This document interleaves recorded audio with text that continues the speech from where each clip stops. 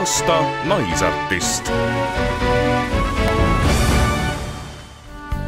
Viskab end päris kuu vastu mu öökülma akent. Tuul käib kui meeletu. Nii üks järjekordne auhind üle anda, vaatame, kes me leiame siit spordisaalist. Nelelis, oled sa sina? Tere! Oi, tere!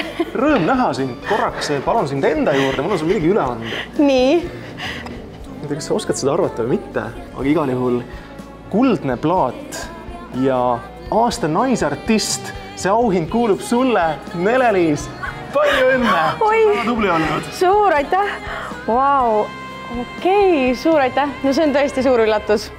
Võib-olla veel seda enam, et ma ei ole kunagi mingisugust sellist tunnustust saanud oma karjääri jooksul, et siis see nüüd tähendab küll palju. Aitäh teile!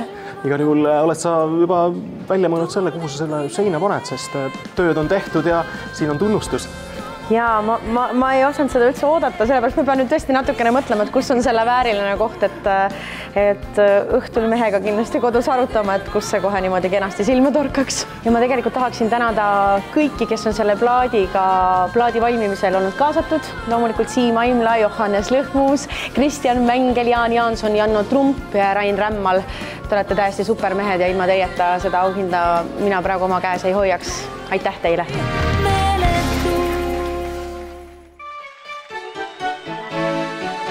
Aasta naisartist.